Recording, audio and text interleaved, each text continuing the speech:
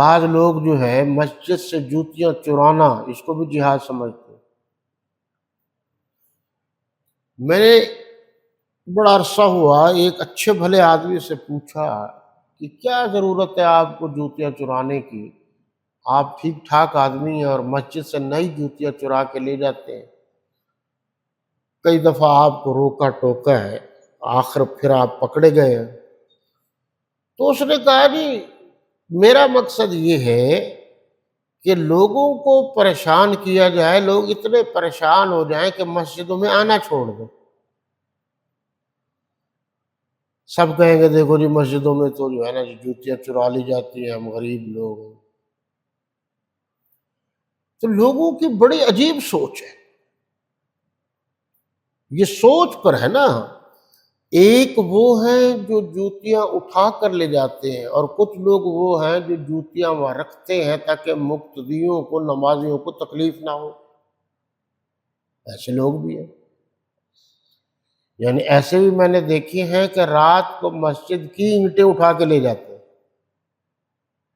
اور ایسے بھی ہیں جو مسجد میں اینٹیں گراتے ہیں تاکہ بن جائے۔ تو ہر قسم کے لوگ ہیں۔ اس وقت جو تھے بنی اسرائیل نے حضرت موسیٰ علیہ السلام کے حکم کی نافرمانی کی، جہاد نہ کیا، یہ وہیں رہ گئے۔ جب وہیں رہے اس کے بعد یہ پیغمبر آئے، یہ 350 سال کا وقفہ ہوا جی۔ اس کے بعد یہ عمالقہ جو قوم ہے، انہوں نے یہ لوٹ کھسوٹ شروع کر دی۔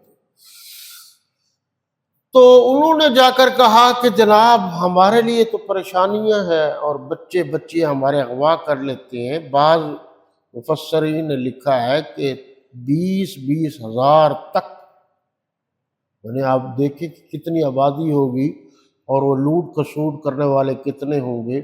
20 ہزار تک بچیاں اٹھا کے لے جاتے تھے، جو چیز ان کے ہاتھ لگتی وہ لے جاتے۔ اب انہوں نے درخواست کی حضرت سمیل علیہ السلام سے کہ آپ ہمارے پیغمبر ہیں، آپ صحت مند ہوتے تو قیادت آپ کرتے، کمانڈر آپ ہوتے، جرنیل آپ ہوتے، لیکن چونکہ اب آپ بوڑھے ہیں اور آپ، ظاہر بات ہے کہ آپ میں وہ توانائی، وہ قوت نہیں ہے جو جوان میں ہوتی ہے، تو آپ اللہ سے درخواست کریں، اللہ سے مانگیں تو جہاد کا حکم آئے گا، اور اللہ سے درخواست کریں کہ ہمارا ایک کمانڈر بھی مقرر کر دیں جو قیادت کرے، اور ان لوگوں کی قیادت میں ہم آگے بڑھیں اور جا کر جو ہے ہم جہاد کریں۔ جہاد کریں گے تو پھر یہ باز آئیں گے، ورنہ نہیں۔ بہت ساری بیماریوں کا علاج جہاد ہے، یہ ذہن میں رہے۔ جہاد کی 3 قسمیں تو بڑی مشہور ہیں نا۔ ایک تو ہے جہاد بالسیف، جو اصل جہاد ہے، میدان میں شریعت اسلامیہ کے عین مطابق ہو اور کافروں سے وہ لڑائی لڑی جائے۔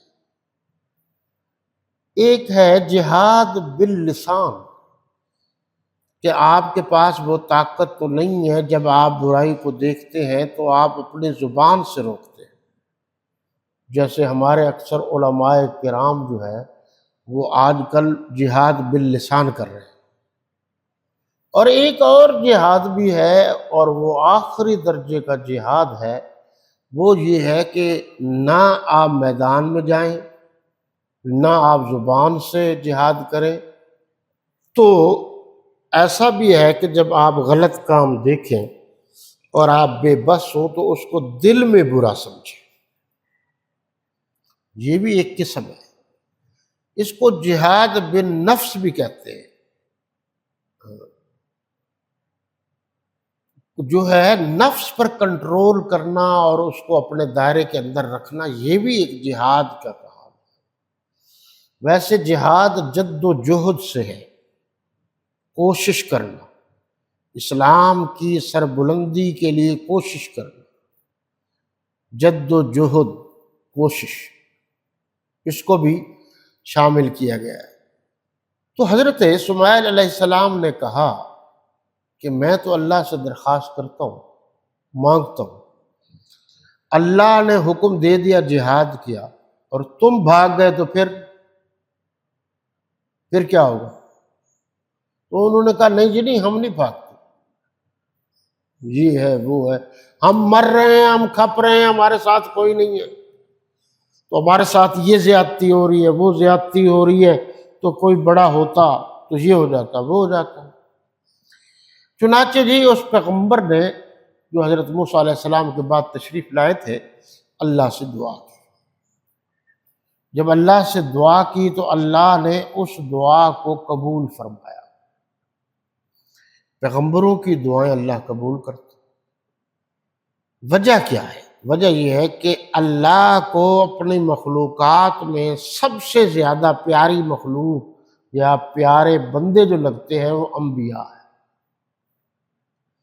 جتنی بھی اللہ کی مخلوق ہے، سب میں سب سے اچھے انسانوں کے سردار وہ حضرات انبیاء کرام علیہم السلام۔ اسی طرح آپ یہ بھی جانتے ہیں کہ اللہ کی مخلوقات میں سے اللہ کی وحدانیت، اللہ کی کبریائی اور اللہ کی توحید کے لیے جو سب سے زیادہ تکلیفیں اٹھاتے ہیں، اذیتیں اٹھاتے ہیں، مصیبتیں اٹھاتے ہیں، وہ حضرات پیغمبر انبیاء علیہ السلام۔ آپ جس پیغمبر کو دیکھیں سب سے پہلے وہ اللہ کی توحید بیان کرتا ہے، وحدانیت اور کبریائی بیان کرتا ہے، اس کے بعد کہتا ہے کہ اللہ کی طرف سے میں بھیجا ہوا نبی ہوں، رسول ہوں۔ تو دو باتیں واضح ہو گئی کہ اللہ کو ساری مخلوقات میں سے اپنے نبیوں سے سب سے زیادہ پیار ہے، اور نبیوں کو، رسولوں کو ساری مخلوقات میں سب سے زیادہ اللہ سے پیار ہے، جو اس کی بندگی کے لیے، اس کی توحید کے لیے کوشش کرتے رہتے ہیں۔ تو یہ ذہن میں رہے کہ اللہ نے پیغمبروں کو بھیجا ہی توحید کے لیے ہے، اور سب سے مشکل ٹاپک، مضمون آج بھی توحید کا ہے۔ آپ سے کوئی اختلاف نہیں کرے گا جب آپ کہیں گے کہ ان پتھروں کے سامنے جھکنا، ان مورتیوں کے سامنے جھکنا، یہ جس درخت پر یہ کاغذ خوبصورت لگے ہوئے ہیں ان کے سامنے جھکنا، پیپل کے سامنے جھکنا، بوہڑ کے سامنے جھکنا، گائے کے سامنے جھکنا اور گدھے کے سامنے جھکنا، ان سے منتیں مانگنا، ہاتھ جوڑنا، یا گھوڑے کے سامنے، یہ تو آپ دیکھ رہے ہیں کہ گھوڑے کے جھوٹا اعلانیہ طور پر لوگ کھا رہے ہیں برکت کے لیے، اور گھوڑے کے نیچے سے گزر رہے ہیں۔ جس دن آپ اللہ کی وحدانیت اور کبریائی کی بات کریں گے وہ دن آپ کا پہلا ہوگا۔ کیا مطلب؟ یعنی آپ 40 سال تبلیغ کرتے رہے، آپ بات کر رہے ہیں، لیکن نہیں، آپ نے صحیح کلیئر کٹ بات نہیں کی۔ جس دن واضح طور پر، کلیئر طور پر آپ بتا دیں گے لوگوں کو کہ اللہ کی توحید ہی اصل بات ہے، دین کی اساس، بنیاد توحید پر ہے۔ ہر پیغمبر نے اللہ کی توحید بیان کی۔ جب حضرت شموئیل علیہ السلام نے اللہ سے دعا کی تو اللہ تبارک و تعالی نے دعا کو قبول فرمایا، جہاد کا حکم دیا۔ اس دور میں جہاد کے لیے لوگ قرضہ اٹھاتے تھے سود پر، اور پھر وہ قرض واپس کر دیتے تو ٹھیک تھا، نہیں کرتے پھر سود دینا پڑتا تھا۔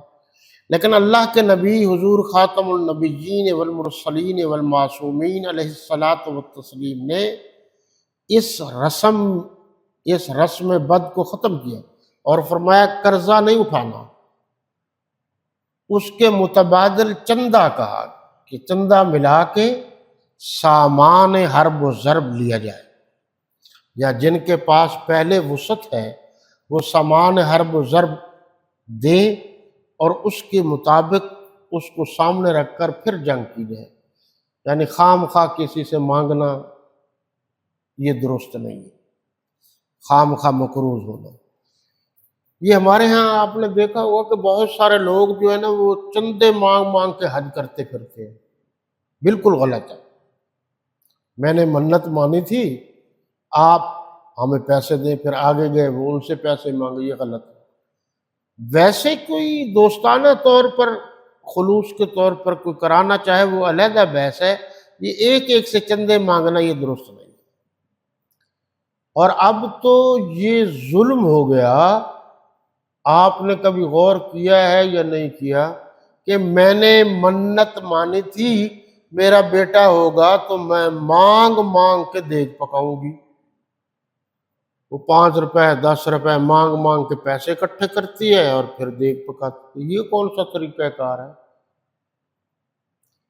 اور ایسے لوگ بھی میں نے دیکھے ہیں جو مانگ مانگ کے، یعنی بسوں میں مانگتے ہیں، باضابطہ ٹرینوں میں مانگتے ہیں. وہ جی کیوں مانگ رہے ہو؟ ہم نے فلاں کے دربار پر جانا ہے تو ہم نے مانگ مانگ کے وہاں پہنچنا.